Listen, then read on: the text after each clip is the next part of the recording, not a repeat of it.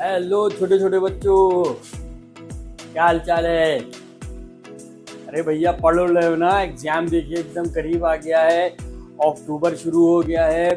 ऊपर से बहुत ज़्यादा प्रेशर भी होगा आप लोगों के ऊपर कि कैसे हमको क्या करना है, कैसे पढ़ना है। तो कुछ नहीं, बहुत ही इजी है। मैं अभी इससे रिलेटेड मैंने इलेक्ट्रिसिटी की सारी वीडियोस बना रखी है, मैंने अपलोड भी की है। वो आप लोग यूट्यूब पे मेरे जकी क्लासेस की जो चैनल है यूट्यूब पे, उस पर जा करके प्लेलिस्ट ऑन करेंगे तो उस प्लेलिस्ट में आपको इलेक्ट्रिसिटी से रिलेटेड सारी वीडियोस आपको उसमें मिलेंगी। हर एक टॉपिक की मिलेगी आपको।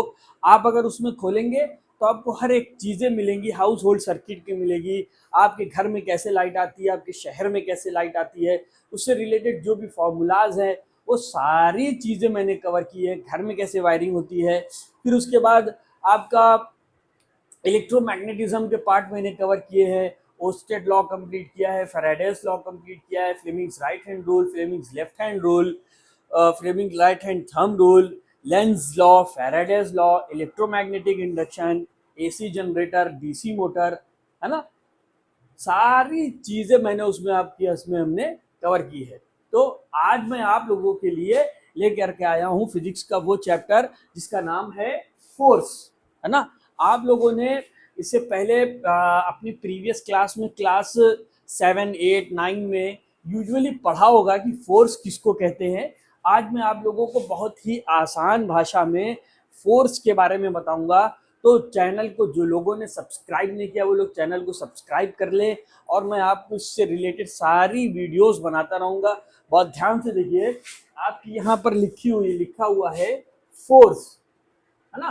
फोर्स किसको बोलते हैं, बहुत ही इजीली लैंग्वेज में अगर हम समझे कि किसी भी ऑब्जेक्ट को आप या तो धक्का दीजिए या उसको अपनी तरफ खींचिए, है ना, उसी को हम फोर्स कहते हैं। यानी किसी भी ऑब्जेक्ट पे पुश करिए या किसी भी ऑब्जेक्ट को पुल करिए, उसी को हम क्या बोलेंगे, फोर्स बोलेंगे। जैसे कि अगर हम जो व्हाइट बोर्ड के ऊपर अगर हम धक्का लगाएं बहुत जोर से, क्या होगा, व्हाइट बोर्ड नहीं खसकेगा लेकिन आप खसकना शुरू हो जाएंगे। यहाँ पर क्या न्यूटन्स का लॉ लग रहा है, every action have equal and opposite reaction. आगे इन सारी चीजों को मैं कवर करूंगा। तो देखिए, फोर्स के सारी चीजें मैं यहाँ पर आज कवर करूंगा, बहुत ध्यान से इसमें समझिए। तो फोर्स किसको हम बोलेंगे, फोर्स हम बोलेंगे किसी भी ऑब्जेक्ट पे पुश या किसी भी ऑब्जेक्ट को आप पुल करिए, उसी को हम क्या बोलते हैं, फोर्स बोलते हैं। ठीक है। फोर्स क्या है, अगर हम किसी भी ऑब्जेक्ट के ऊपर फोर्स लगाए तो वो या तो आगे बढ़ेगा या वो पीछे हटेगा, या कोई भागती हुई चीज को रोक देगा या कोई रुकी हुई चीज को चलने लग जाएगा, उसी को हम बोलेंगे फोर्स। ठीक है, ओके। अब आपकी देखिए नेक्स्ट हेडिंग क्या है, moment of a force. Next heading आपकी है moment of a force. Moment of a force क्या चीज होती है, जैसे कि मान लीजिए अगर कोई आ, आपका ऑब्जेक्ट है ना, उस ऑब्जेक्ट पे आपने कोई फोर्स लगाया जिसकी वजह से वो ऑब्जेक्ट रोटेट करने लग गया, यानी घूमने लग गया, उसी को हम क्या बोलेंगे, मोमेंट ऑफ फोर्स बोलेंगे। यानी किसी भी ऑब्जेक्ट के ऊपर आपने फोर्स लगाया, फोर्स लगाने के बाद वो ऑब्जेक्ट उसको घुमाने की कोशिश करेगा, यानी उसको रोटेट करने की कोशिश करेगा, उसी को हम क्या बोलेंगे, मोमेंट ऑफ फोर्स बोलेंगे। ठीक है।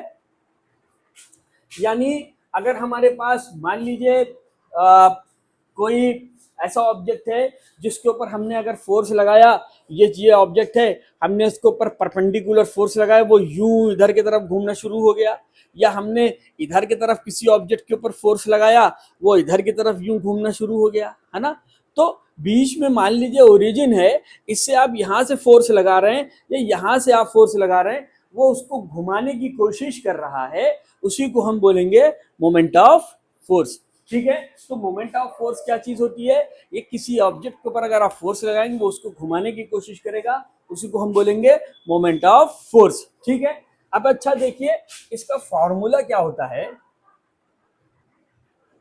इसका फॉर्मूला क्या होता है, इसका formula easily force into perpendicular distance. क्या होता है इसका formula, force into perpendicular distance, यानी हमने अभी आपसे बताया कि मान लीजिए ये हमारा मार्कर है, इस मार्कर पे आपने यहाँ पे फोर्स लगाया तो ये अब मार्कर है, इस मार्कर पे हमने परपेंडिकुलर फोर्स लगाया, वो उसको इधर की तरफ घुमाना शुरू कर दे रहा है, दैट इज क्या है ये मोमेंट ऑफ फोर्स। यानी किसी भी ऑब्जेक्ट पे आप फोर्स लगाइए, वो उसको घुमाने की कोशिश करे इधर क्लॉकवाइज या इधर एंटी क्लॉकवाइज, तो उसी को हम बोलेंगे मोमेंट ऑफ फोर्स। उसका फॉर्मूला होता है फोर्स इनटू परपेंडिकुलर डिस्टेंस। और अगर हम इस फोर्स की यूनिट देखें, अगर हम इस फोर्स की यूनिट देखें तो इस फोर्स की एसआई यूनिट क्या होती है, फोर्स की एसआई यूनिट क्या होती है, न्यूटन। क्या होती है, newton, and it is denoted by capital M. हम इसको किससे डिनोट करेंगे, कैपिटल एम से। और डिस्टेंस की जो यूनिट होती है वो मीटर होती है। क्या होती है, मीटर होती है। तो इस फॉर्मूला यानी मोमेंट ऑफ फोर्स की जो यूनिट होगी वो न्यूटन इंटू मीटर होगी। क्या होगी, न्यूटन इंटू मीटर। हमको पता चल गया कि मोमेंट ऑफ फोर्स अगर हम देखें तो फोर्स इंटू परपेंडिकुलर डिस्टेंस होता है, उसकी एसआई यूनिट न्यूटन होती है और डिस्टेंस की यूनिट मीटर होती है, तो मोमेंट ऑफ फोर्स की यूनिट क्या हो जाएगी, न्यूटन इंटू मीटर हो जाएगी। ठीक है, इसको आप नोट करिए, तो फिर मैं आगे चलता हूं।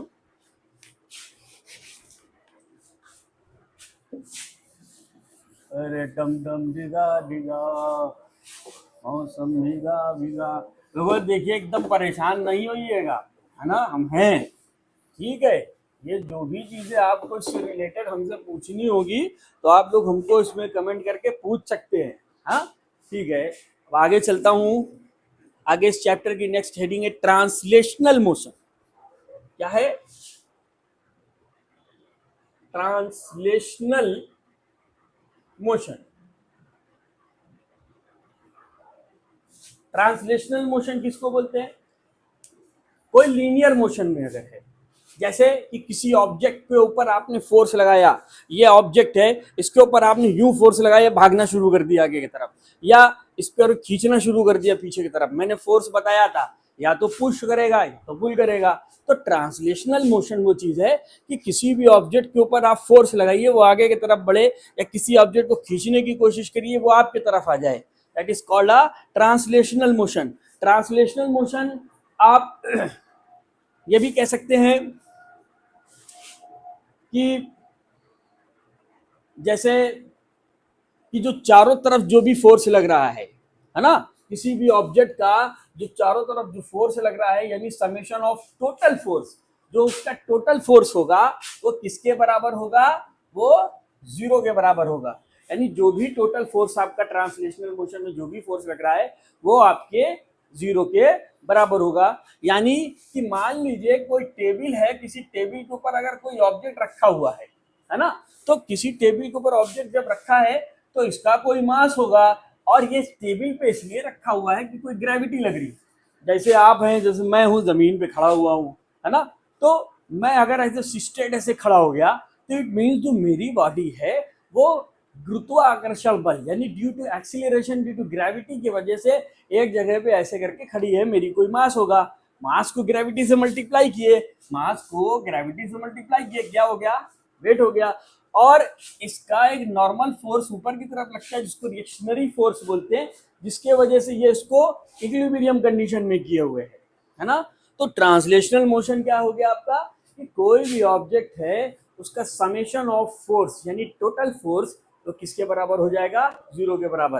यानी किसी ऑब्जेक्ट को इधर से फोर्स लगा रहा है, किसी को इधर से फोर्स लगा रहे हैं, दोनों एक दूसरे के क्या हो जाए, बराबर हो जाए, तो उसी को बोलते हैं हम translational motion.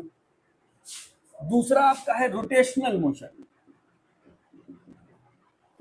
Rotational motion, rotational motion, है ना।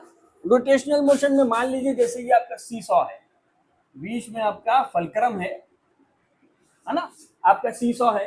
हाँ, आपको इधर से आपने 10 किलोग्राम का फोर्स लगाया, तो ये क्या होगा, नीचे की तरफ आएगा, ये वाला ऊपर की तरफ चला जाएगा।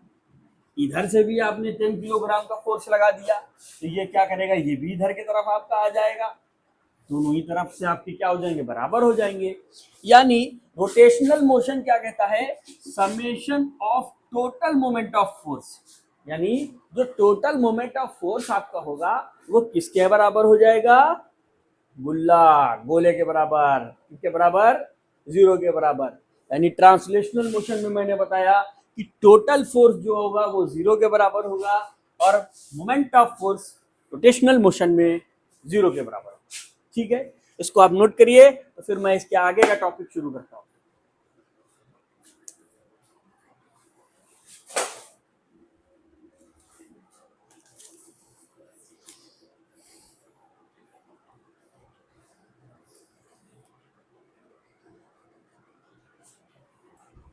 ठीक है, नोट कर लिया होगा आप लोगों ने, नोट कर लिया होगा। कुछ गीला कपड़े का भी इस्तेमाल करना पड़ जाता है क्योंकि मार्कर और बोर्ड का जो संबंध है वो इनको काला कर देता है भाई, समझ गए भाई, इनको काला कर देता है ना। अब आप समझ लीजिए भाई, करे तो आदमी क्या करे। अब उसके बाद जब गीला हो जाता है बोर्ड, तो उसको सुखाने के लिए एक दूसरी चीज का भी इस्तेमाल करना पड़ता है, दूसरी चीज का यानी किसी सूखे कपड़े का इस्तेमाल करना पड़ता है। भाई डस्टर से करेंगे, डस्टर में इन काली काली लपट जाती है, वो पता चला इसको काला कर देता है। हाँ भाई, अब हम लोग चलते हैं टर्निंग इफेक्ट और torque. Turning effect, next part इसका क्या है, टर्निंग इफेक्ट। टर्निंग इफेक्ट क्या है, टर्निंग इफेक्ट क्या है, मैंने अभी आप लोगों को कुछ देर पहले मोमेंट ऑफ फोर्स बताया था, सेम उसी तरह है। कोई भी ऑब्जेक्ट है ना, उस पर आपने फोर्स यूं लगाया जिससे वो फोर्स लगाने की वजह से वो ऑब्जेक्ट उसको घुमाने की कोशिश करेगा, यानी वो फोर्स उस ऑब्जेक्ट को घुमाने की कोशिश करेगा। क्या करेगा, घुमाने की कोशिश करेगा। अगर उसने उसको घुमाने की कोशिश करना शुरू कर दिया, उसको बोलेंगे टर्निंग इफेक्ट ऑफ फोर्स और टॉर्क बोलेंगे। ठीक है, तो हम यहां पर लिखते हैं turning effect of force. Turning effect of force क्या है, यानी कोई ऑब्जेक्ट है ना, उसके ऊपर आपने फोर्स लगाया, वो उसको घुमाने की कोशिश कर रहा है भाई, है ना, जिससे वो क्या हो रहा है, घुमा जा रहा है, उसको क्या बोलेंगे हम, टर्निंग इफेक्ट ऑफ फोर्स और और टॉर्क क्या बोलेंगे, टॉर्क बोलेंगे। ठीक है, ठीक है। अब इसकी नेक्स्ट हेडिंग आपकी क्या है, कपल।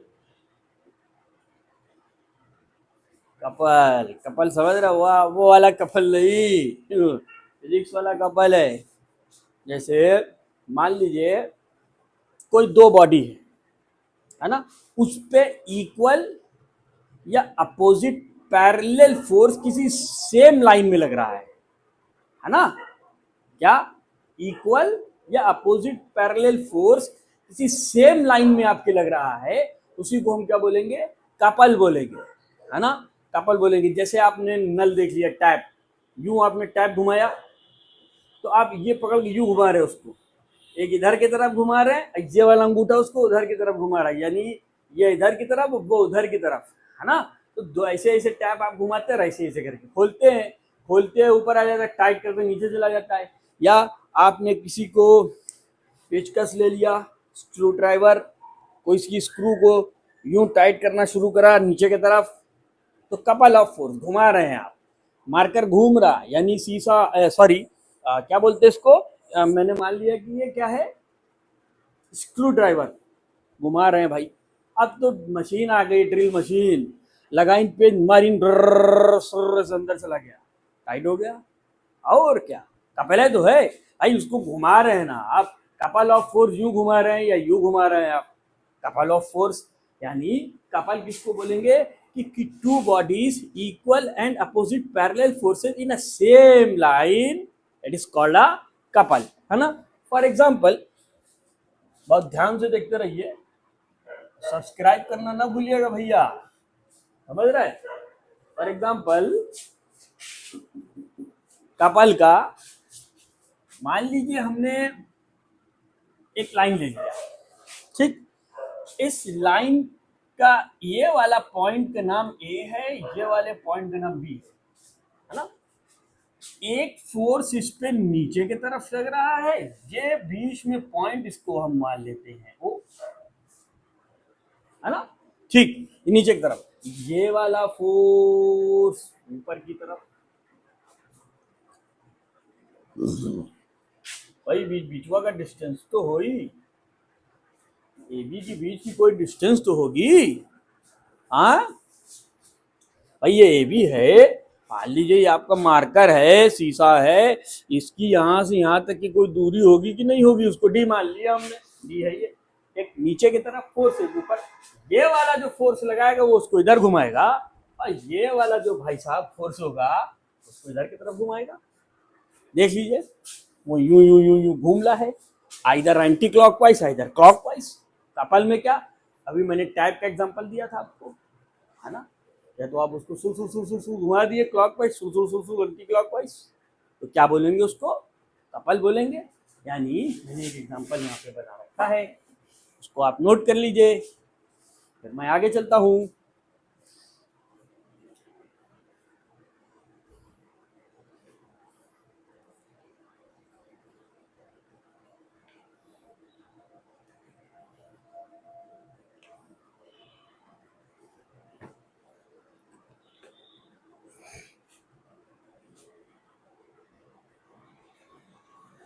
अब आपका इसका नया नेक्स्ट टॉपिक है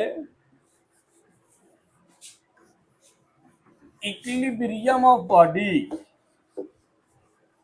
समझे। एक बार पता है क्या हुआ था, एक बार जो है एक एक लड़के की गर्लफ्रेंड ने उससे कहा कि भैया, अरे तुम हमारे लिए कुछ नहीं कर सकते, लोग तो चांद सितारा तोड़ के लिए आते। अच्छा, बस मसला ये कि वो जो लड़का था वो साइंस का स्टूडेंट निकला। कहा अच्छा ये बताओ, अगर चांद सितारा लेके आ गए तो अभी तक आसमान पे क्या है वो। मामला फंसा वहीं पास से। हाँ, अरे क्या बताया जाए, ऐसे ऐसे गाना बन गया है, अगर आप उसको ध्यान दीजिए तो सीधा सीधा बेवकूफ बना रहा है। Equilibrium of bodies, EQUILI, equilibrium of bodies. Equilibrium of bodies क्या है, इक्विलिब्रियम ऑफ बॉडीज क्या है, किसी भी ऑब्जेक्ट के ऊपर आपने ऐसा फोर्स लगाया जिससे वो ना लीनियर मोशन में आया ना रोटेशनल मोशन में आया, स्टैटिक पोजीशन पे रहा, रुका हुआ रहा। का कैसे, दीवार है, लगाइए इस पे फोर्स, ढकेल के दिखाइए, आपको ढकेल देगा, ये है। यानी इक्विलिब्रियम ऑफ बॉडीज क्या है, आप किसी भी ऑब्जेक्ट के ऊपर आपने फोर्स लगाया जिसकी वजह से ना वो रोटेट हुआ, ना वो अपनी जगह पे रुका, नहीं ना वो भागना शुरू हुआ, ना वो रोटेट हुआ, इक्विलिब्रियम। दो टाइप का होता है इक्विलिब्रियम। पहला बहुत ध्यान से देखिए, स्टैटिक इक्विलिब्रियम, स्टैटिक इक्विलिब्रियम, डम डम डिगा डिगा, क्या स्टैटिक इक्विलिब्रियम। जैसे मान लीजिए हमने, हम कोई एक आइस क्यूब ले लेते हैं, कोई भी क्यूब ले लेते हैं, उसके ऊपर हमने इधर से एक फोर्स लगाना शुरू किया 5 न्यूटन का, और उसके ऊपर हमने इधर से फोर्स लगाना शुरू कर दिया 5 न्यूटन का, क्या होगा, पिचक जाएगा, फट जाएगा, लकड़ी का होगा, कार्टून टाइप का होगा, दफ्ती का होगा, फट जाएगा, खसकेगा नहीं, दोनों तरफ से बराबर लग रहा है ना। आप आए बस दोनों हाथ पकड़ के खींचना शुरू कर दे हमारा, अब ये नहीं कि ताकतवर आदमी, पता चला खींची दोनों हाथ उखड़ का, मुसीबत में आ गए। स्टैटिक इक्विलिब्रियम क्या है आपका, आपके किसी ऑब्जेक्ट के ऊपर फोर्स लगने के बाद वो स्टैटिक पोजीशन पे रहे, तब उसको हम क्या बोलेंगे, static equilibrium. If the force are applied of an object then the object are not change its own position. That is called a static equilibrium. इसको हम क्या बोलेंगे? Static equilibrium. समझ गए? ओके, समझ गए भाई. चलो, स्टैटिक इक्विलिब्रियम के बाद आपकी नेक्स्ट हेडिंग क्या है? Static dynamic equilibrium. क्या है भाई?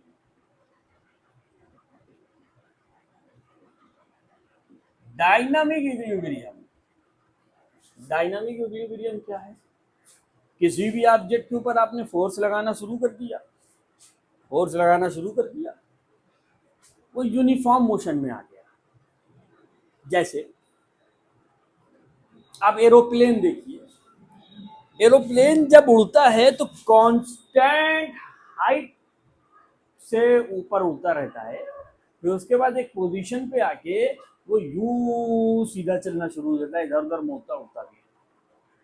डायनामिक इक्विलिब्रियम क्या कहता है कि अगर किसी ऑब्जेक्ट के ऊपर आप फोर्स लगा रहे हैं तो वो यूनिफॉर्म मोशन में आ जाएगा. यूनिफॉर्म मोशन क्या होता है? Equal distance of equal interval of time. क्या होगा? Equal distance of equal interval of time. That is called a dynamic equilibrium. एक डायनामिक इक्विलिब्रियम का एग्जांपल अभी मैंने आपको एरोप्लेन का दिया कि वो कांस्टेंट हाइट से जुई जमीन से चला, जुई ऊपर चला, फिर ऐसे सुई सुई सुई सुई सुई सुई सुई. बहुत ज्यादा करेंगे बोर्ड से आपके क्या नाम मोबाइल से बाहर निकल आएंगे. समझिए भैया, डायनामिक इक्विलिब्रियम किसको बोलते हैं? है ना? उसको बोलते हैं कि किसी ऑब्जेक्ट के ऊपर आपने फोर्स लगाया, वो ऑब्जेक्ट क्या हो गया? अपनी यूनिफॉर्म मोशन में आ गया. उसी को हम बोलेंगे डायनामिक इक्विलिब्रियम. उसका एग्जांपल क्या बताया मैंने एरोप्लेन वाला हाइट आपको बताया, कांस्टेंट. सन्नाटी रोड पा गए आप, रात में निकल गए सन्नाटी रोड में, चुड़ैल उड़ाई मिले, वो सब बात दूसरी तरफ है, दुआ ताबीज वाली बात है. आपने जो है लगाया 60 की स्पीड से सड़ाएं, 60 कांस्टेंट स्पीड से आप जा रहे हैं, इक्वल डिस्टेंस ऑफ 60 किलोमीटर प्रति घंटे की रफ्तार से. यानी एक घंटे में आप 60 किलोमीटर की डिस्टेंस तय कर रहे हैं, 2 घंटे में 120, 3 घंटे में 180. क्या मतलब? क्या मतलब भाई? Uniform motion, equal distance of equal interval of time. Dynamic equilibrium यही होता है. ठीक है, नोट करिए, फिर इसके आगे का टॉपिक चलते हैं. ठीक है भाई, अब हम देखिए, अब चलते हैं प्रिंसिपल ऑफ मोमेंट की तरफ, जिसका नेक्स्ट टॉपिक है. क्या है? नेक्स्ट टॉपिक है भाई, नेक्स्ट टॉपिक है भाई principle of moment. Principle school वाला नहीं, प्रधानाचार्य नहीं भाई. PRINCIPLE, वो PAL होता है भैया. Principle of moments, principle of moments. Principle of moments क्या होता है? Sum of clockwise moment are equal to sum of anti clockwise moment. Sum of clockwise moment are equal to sum of anti-clockwise moment. That is called a principle of moment. इसका example आप शीशा वाला ले लीजिए, इधर से घुमा रहा है, उधर से घुमा रहा है, दोनों के सम एक दूसरे के बराबर हो जाए. कैसे? एग्जाम्पल एग्जाम्पल एग्जाम्पल 2 मीटर का एक हमने ले लिया डंडा, ओहो, बिचुआ में लगा दिया फलक्रम. एग्जाम्पल एग्जाम्पल एग्जाम्पल आया, एग्जाम्पल आया भाई, एग्जाम्पल आया. 5 न्यूटन का फोर्स इधर लगा हुआ, 5 न्यूटन का फोर्स इधर लगाया, बीच में हमने बना लिया ओ. अभी हमने आपसे दूरबीन से बताया था, क्या बताया था भाई अभी अभी आपको? Sum of clockwise moment equal to sum of anti clockwise moment. यानी फोर्स इंटू परपेंडिकुलर डिस्टेंस, यहाँ से यहाँ तक की दूरी 1 मीटर, क्योंकि बीच में लगाया है ना। कहिए सर आपने बीच में नहीं लगाया तो हम क्या करें? तब कैसे आप सम ऑफ क्लॉकवाइज मूवमेंट इधर sum of anti clockwise movement समझेंगे? प्रिंसिपल ऑफ मोमेंट समझा रहा हूँ भाई। Force into perpendicular distance 5 into 1, that is इधर भी force into perpendicular distance 5 newton metre are equal to 5 newton metre. This is the example of principle of moment. समझ गए principal of moment क्या होता है? नोट करिए, नोट करिए, आगे चले, आगे चले।